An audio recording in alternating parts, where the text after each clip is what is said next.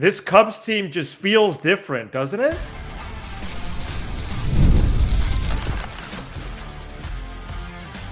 You are Locked On Cubs, your daily Chicago Cubs podcast, part of the Locked On Podcast Network, your team every day.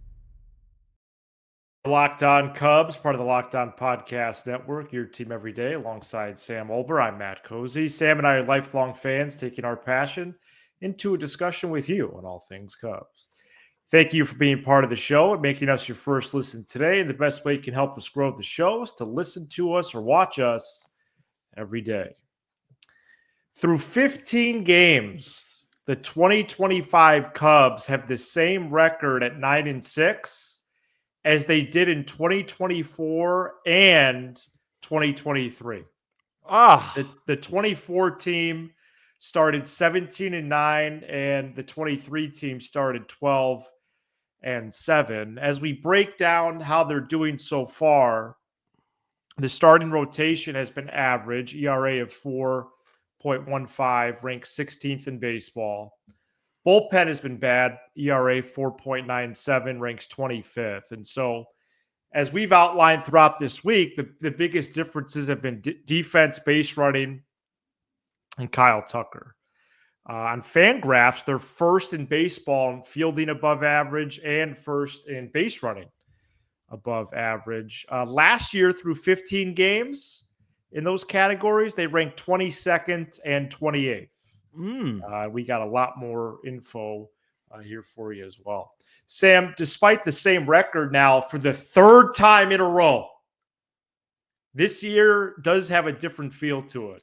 Yeah, I would say so. I would say I'm a little bit fearful of that, but if my memory serves me correctly too, it was a little bit easier. 2023, I believe they started Brewers, Reds, Texas, Seattle, LA, and LA. Wow, great memory. To get to 9-6. And then I think 24 was easier. That was at Texas, home Colorado sweep, home LA, and then at San Diego, at Arizona. So I guess actually they started pretty tough last year as well.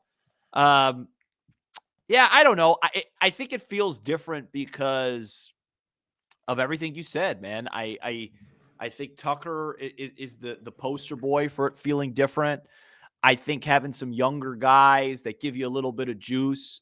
The only thing that feels the exact same is when there's a one-run ball game that we're ahead in and we go to the 7th, 8th, or 9th inning. That feels absolutely identical as 2023 and 2024. But the offense feels different, as it should. I mean, you have a player right now that is one of the very best in baseball. And so, everybody else, we talked a lot about having a star. I think we've done maybe a half a dozen shows at least talking about it. And, unfortunately, it doesn't impact the bullpen, but it does impact the entire offense. And so, I was looking at some Savant stuff today. Like Dansby is having a way better year than his numbers suggest. And, we've talked about Tucker's impact on Seiya. Nico's contributing. I think everybody can focus, on their roles a lot more. There isn't anyone that feels like they have to pick up the slack and whatnot. So, I think that's a big part of it. And, why I hope that this will be different than other years. I do believe because of the schedule that's coming up that we may trend with a similar record as we head into May. But I think the big difference to me, if I had to predict between, forget 2023, because that's kind of tricky because for about 2 months they did have a Kyle Tucker-like player, and that's why they got back into the race. People forget, they were awful. I think at one point they were like 7-8 games under. 10. 10 games under. So, they were, yeah. having him really turn things around. I think 2024 is the better apples to apples comp. And I think that the biggest difference will be, I don't think this team will have 2 bad months. I think they're going to have 1. And that's a 4 or 5 game difference when you look at the end of the year. Even if you have a bad month and then the next month's okay, that's 3-4 games. So that's where I think the star things will show up. Yeah, that's why the 30-game pocket really should be the first true judge. Ideally, we would just wait till Memorial Day, but it's hard to do that, and I think part of the fun is to evaluate as we move along, but really sustaining a good 30-game pocket, which they're halfway towards, 15 in, I believe is the key after learning from the last 2 years, because the 23 team went from 9-6 to 15-5, and then their low point, which was on June 8th, which was earlier than I thought, with 10 games under. Wait, the 23 team started 15-5? 15-15. Oh, okay. I was gonna say you said 15. Okay, that makes sense. And then the 24 team went from 9-6 and then through 30, 18-12, and they hit their low point of 9 under on the 3rd of July. Yep. And so for both of those clubs, really for 24, it was actually a worse pocket than 23 in the real time. And obviously they ended up with the same overall record, but you need it. That's why the daunting schedule, I get why people bring it up, but I am glad where they're at given the schedule coming up. And even despite a game or two, 2 games in which the bullpen collapsed, and I wouldn't say the Cubs should be 2 games better, but I would meet you in the middle at 1. Yeah. 1 for sure. I'm so impressed by their base running. I'm so impressed by their defense. Clearly, they have a star in Tucker. I would say they clearly have one player, to use the Jed and Carter phrase, outperforming expectations in Horner. And the catching tandem is a big difference hitting this year. They've been one of the best in baseball. So, 6.4 runs per game average that they have now, not sustainable, but it has been fun. Yeah, and I think that you kind of made my point there, that after this stretch, it may look a lot like 23, 24 after 30. But that's because of who they're about to play versus how they're actually playing. Then you add in the fact that Justin Steele is hurt. It'll have, for me, I'm really in the position with this team. I'm just trying to avoid sweeps this week, and get to a point where they get healthy and whole. And then for me, this is about beating your division, which they didn't do last year, and taking advantage of bad teams, which they didn't really do a great job of last year either. I think if they do that and they could put themselves, let's say, around 500 heading into those stretches, they're going to be able to flex their muscles a little bit, because they're going to be done with the Dodgers. They're going to be done with the Padres. They're going to be done with the Diamondbacks. They're not going to have to worry about Philly till later. And so I think that's going to be the key. And if they play like this for most of the season, then it's going to be a moot point, right? Like that's the other thing, Matt, is we sit here and I'm the king of, hey, you should have won that game. Hey, steal a game that you can. That's assuming you're not an elite team, right? For example, nobody cares what the Dodgers are doing. Oh, they're 10-4. They lost 2-3. Because everyone knows their true talent. They're at worst, they're a 95 win team if everything goes poorly. But, you're about probably what I'd say about 15, 20 games away, where if you see more of this through 15, 20, maybe you step back and go, hey, maybe we don't need to do all those exercises with the Cubs, because maybe they're just really good. And when you're really good, then it doesn't matter, because the whole, hey, you win 60, you lose 60. What do you do with the other 40? When you're really good, you don't lose 60. You're in control of so many games. So it'll be really interesting. And that's why I'm excited for this trip, because I think it'll be a test to see, okay, are the Cubs a team that's good, that has a chance like we all thought, or is this a really good team? Because, you might find that out over the next, 10, 15, at least signs of that. Oh, that's a great question. I love that. All right. Well, coming up next, we're going to preview the very next 3 games of that stretch. And the first time we'll get that tested out. Cubs Dodgers preview right after this. This episode is brought to you by Supply House. Get the supplies you need from the site made for the skilled trades, Supply House. Whether you're in plumbing, HVAC, or electrical work, Supply House is the reliable way to order products online. Their easy-to-use website is packed with helpful resources and the latest product info to help you get the job done right.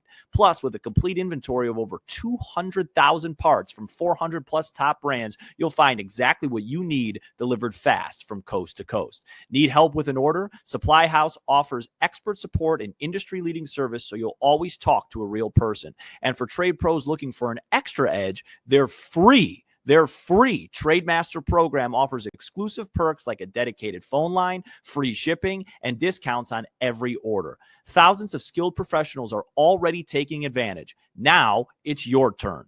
Join the Trademaster program today at supplyhouse.com/TM and start ordering plumbing, HVAC, and electrical supplies with just a few clicks. Plus, use promo code SH5, that's SH5, for 5% off your first order. That's supplyhouse.com.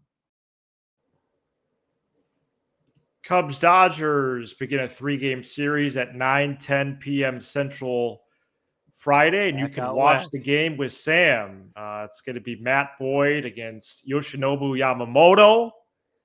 And this is, I believe, the third. No, I think it's the fourth Sam cast already. Three. Oh, it's the third. Okay. Third Sam cast. 0-2. And no wins yet. No wins. No Okay. wins. After a solid 3-2 year last year, we're off to a rough start. All right, so catch that game with Sam as you have the feed of the game volume down there, and Sam turned up. Those are always a great time. It's going to be Brown and Sasaki at 8:10 Saturday, and then on Sunday Night Baseball on ESPN at 6:10 Sunday, it's TBD and Glasnow. Yamamoto has been really, really good. Sasaki and Glasnow have both dealt with some control and command issues. Roki, 11 walks in 8 frames. Glasnow, 8 walks in his 7 innings. Freddie Freeman will be activated from the IL before Friday's game. He's only played 3 games. Ohtani playing well, Betts playing well, and catcher Will Smith, Sam, hitting .353 as the Dodgers are 10-4. Cubs Dodgers again after the oddities in Tokyo almost a month ago now. Watch out for Tommy Edman too. Oh, especially Friday. That's right. Before I preview this, can I share something with you? He has like 5 homers, right? Yeah, good player. I need a new Cubs hat, and I was looking for one. Oh. And I came across one of those, while I was shopping, one of those new powder blue Kyle Tucker jerseys. And I know there's questions about whether he's going to be back there or not. I might buy that. And Really? And if he doesn't come back, that'll be kind of like my reminder of my frustration every time when that's hanging in my closet. It's kind of a weird thing to do, but man, are those beautiful, those jerseys. Yeah, we saw them in person. They are beautiful. They were fantastic. I'm a sucker for a hoodie. I still might get that one. Yeah, it's almost summer. So the Dodgers are going to be really challenging to deal with. I just don't think you're playing them at a great time. They're coming off a bad series. Glasnow's coming off like one of the worst starts he's ever had. So I just assume he's going to bounce back Sunday, maybe Sasaki Saturday. And the Cubs they have not seen Yamamoto, man. This will be the 4th time they've faced him, and they, quite frankly, they haven't been close against him. We actually saw his first start against the Cubs. Yeah, about a year ago. Yeah. Last year, right about a year ago. So it's going to be tough. Matt Boyd, I think, has a good chance to hang in there with his repertoire and his success. But Ben Brown and potentially Colin Ray Saturday and Sunday, it's going to be tough sledding this weekend. But I tell you, these are kind of the series as a fan, you kind of look forward to, because I don't really feel a whole lot of pressure going into it. Like, I'm not expecting much at all. So, you watch it, you relax a little bit. That's why I think the watch long could be fun. If it's 8-2 in the third, we could start talking about our favorite, late night talk show hosts or something like that. Well, you should do that though. But hopefully they're up by a lot to do it. Man, would that be something, Or what if they win like 2-1 or something? That'd be exciting. Oh, change the whole season.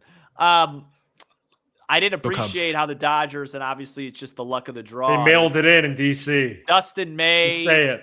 Robleski, and Landon Knack were the three guys they started in DC, and then we come in and they got the best of the best going because Blake Snell is on the injured list. So yeah, Dodgers are good. We know this. They're 10-4. And you're going to see two guys you didn't even see in Japan in the middle of the order, Mookie Betts and Freddie Freeman, of course, is going to make his return. So it's just an insane. A team is pretty special when the fourth best hitter, maybe not fourth best player, he's probably third best player, but fourth best hitter on the field is probably going to be Kyle Tucker in this series. Yeah, that's pretty maybe wild. Third, though. I mean, he might be a better pure hitter than Mookie, but not Freddie. Yeah, so they've lost 4 of their last 6, but I don't really... It's not good. It really not good. It's a shoulder shrug. Doesn't matter. They're still over-unders 100-plus games on FanDuel. As it should be. And as I break down... So here's what I did today. Yeah, let's hear it. I tried to figure out which of the 3 games, I don't think easiest is the correct word choice. Most winnable. Thank you. Wow, it took me. Okay. I wasn't able to try. I couldn't come up with that, I guess, this afternoon. That's why we're partners. So I've been trying to figure out which of the 3 is the most winnable. Sure. You never know. Which is my phrase. I knew that the whole day to say that. You never know. And I really think despite Ben Brown's potential to walk the park, Roki has the same thing. And the human element has really impacted that kid. Yeah, I just hope Brown also doesn't hang a breaking ball to Ohtani. Right. Well, he already has done that. Yeah, he already did a couple times, and Ohtani didn't. You know what I'd like to see this weekend, though? I'd like to see Counsell be aggressive in a game that we're ahead.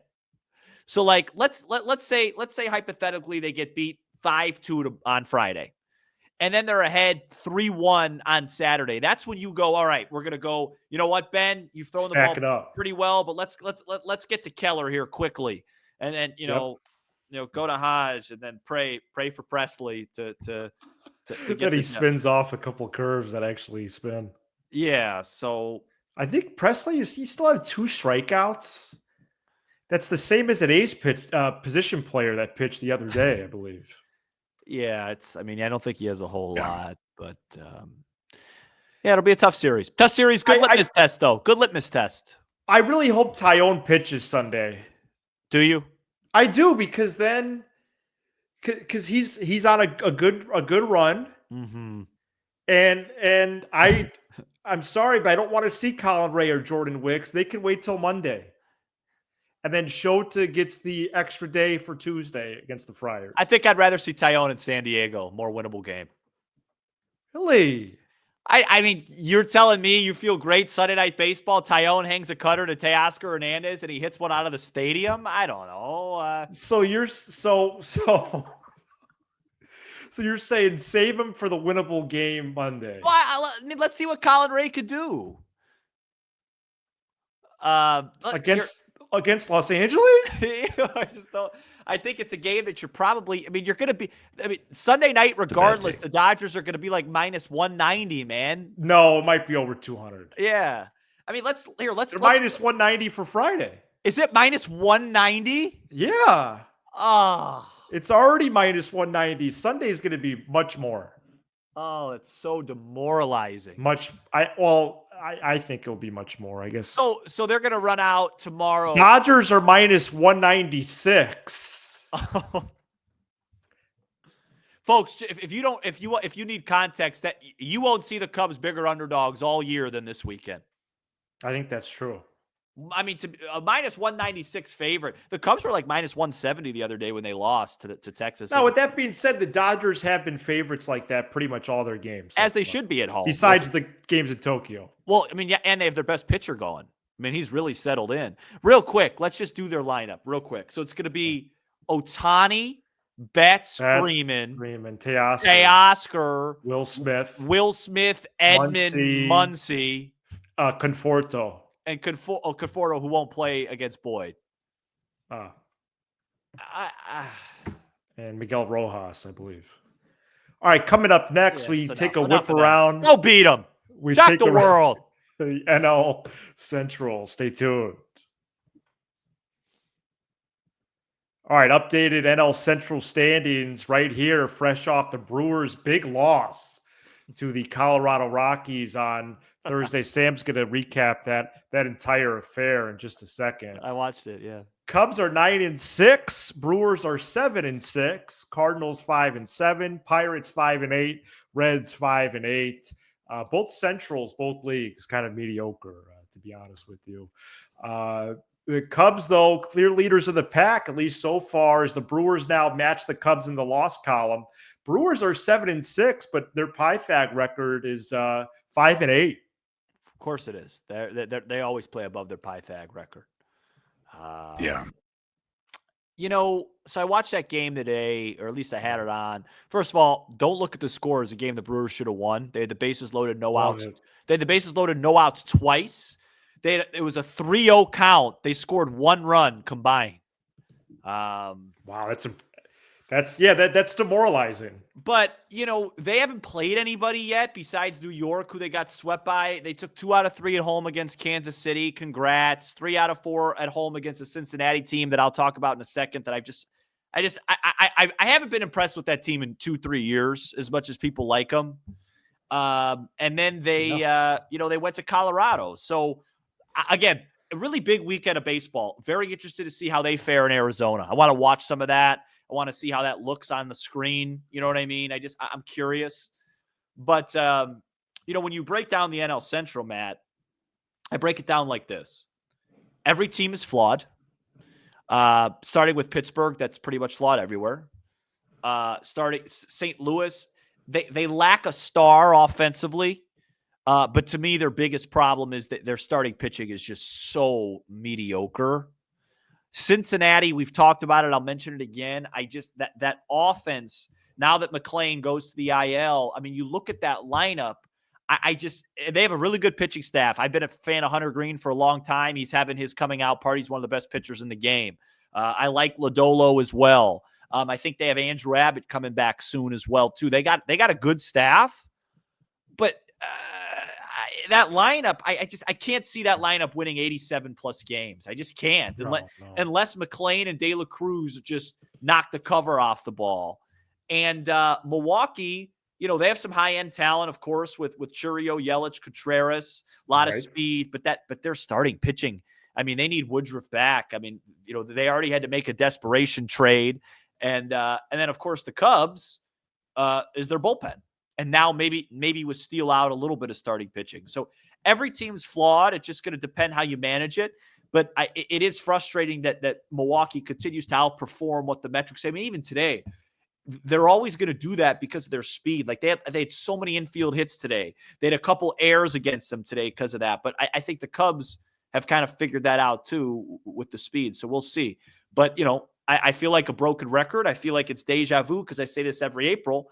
The Cubs should win this division. They should. Right. But, you have to respect what Milwaukee's done. And until they're 5, 6, 7, 8 games under, I'm not going to count them out. But, man, would it be nice to watch them get swept this weekend? Well, part of scoreboard watching on them this early is because we respect them. Of course. Let's be real. Of course. I mean, they won a couple already that they had no biz winning. Forgot Brady Singer for the Reds. And all 5 teams have not only flaws, but clear flaws. It's really actually kind of amazing that some of these teams didn't improve in clear areas. I would almost say especially the Pirates, but really it's both the Pirates and Reds, like you say. Whether it's the bullpen, whether it's just the pure offense. especially in the case of really more so the Pirates than the Reds. For them, it's more on the pitching side. But if lack of a supporting cast, I mean, we're seeing how much of a difference that's making for the Cubs. And especially when you compare that to positions that were non-factors last year, and they basically played a whole month with an automatic out at catcher, and then 2 months with an automatic out at catcher and like a half out at third, and maybe another position as well. So, a lot of losses in this division. Brewers are at Arizona, as you said, and so we'll keep tabs on them this weekend. And Pittsburgh and Cincinnati, I think, play each other, if I remember correctly. Really? I believe at the Great American Ballpark, where they eat a lot of chili. Hey, can I ask you a question? Oh, it's Pirates Reds 3-game series. Who do you think are the 5 best players in this division? Cardinals are playing the Phillies. They might get swept, including pitchers. 5 best players in this division? Yeah. Kyle Tucker, okay, Paul Skeens, Ellie De La Cruz, and Jackson Chourio. I mean, that's just immediate, Sam. Those 4. So then maybe there would be a debate about the 5th.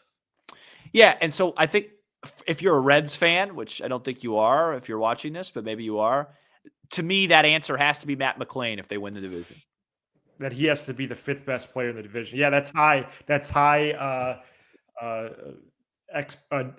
Needed, but yeah, I think that, because I think if you were to grade out the top 50 players of the division, the Cubs would have. I mean, the 5th guy is probably Contreras or Yelich. Yeah, but you could throw Imanaga in there. Yeah, you could throw. Suzuki's got to be pretty close to the top 10 at this point.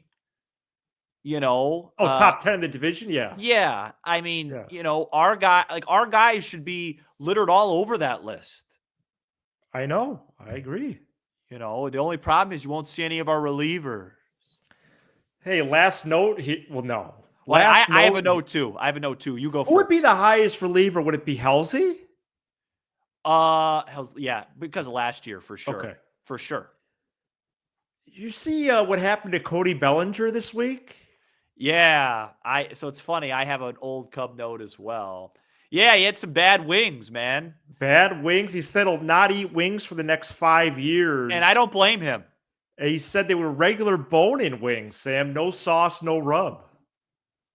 Well, and yeah, he got that sick. By the way, he's hitting 206 in 9 games. Go ahead. Yeah, no, listen, we've all probably been We've all been there. Of food poisoning, and that food stays away for a long time. Yes. I have a note. Okay. It's about Wisniewski? The White Sox are 2-10. Yeah, they're gonna win 40-something again. Did you see how they lost on Wednesday night? Yeah, Talkman blew out his hamstring again. That hurt me to watch that. Yeah, that was rough. Because he was out. He just got back from a hammy, had a big day, had a 3-hit day. I mean, you guys know I love watching Talk play.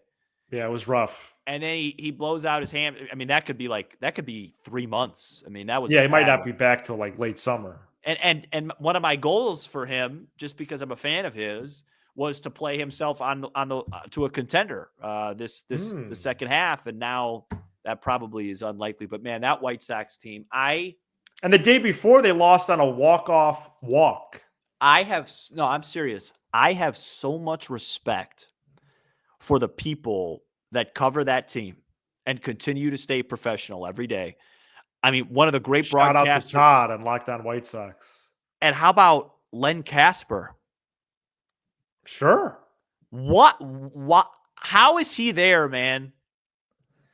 Yeah, I mean, it's a long story. I have talked about this many times. It goes. I mean, he's been there 5 years. No, it's enough. He needs to be somewhere else. Can he come here and do like what Zaidman does? Not to say I want to take Zaidman's job, but I mean, speak for yourself. I just want Len.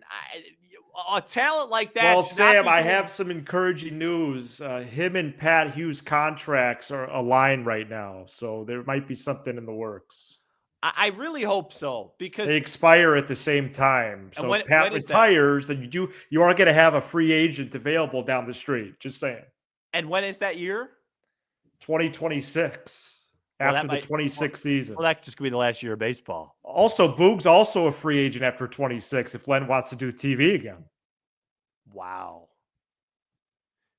And so is And I wasn't necessarily going to go on air with all this, but it just happened and people are still listening. so is Hap. Right, Horner, So is Seiya, Horner, Seiya, Tyone, I believe. Tyone, yeah. No, I'm telling you, by the time 2027 starts, we could be doing a daily show and playing the middle infield for this team, All right, we're and gonna get doing the broadcasting. All right, Samcast Friday night. We'll be back with our regular episode to recap this entire series on Monday. Thank you so much for checking us out. We're here 5 episodes per week, Monday through Friday, talking about all things Cubs. For your second listen, check out the all-new Locked On MLB Game Night. Every game, every night, all season long. Get local analysis on a national scale. Find MLB Game Night on the Locked On MLB channel on YouTube or wherever you listen to podcast. All right, we'll talk to you on the Samcast or Monday morning. He's Sam Olver. I'm Matt Cozy. This is Locked On Cubs. Go Cubs.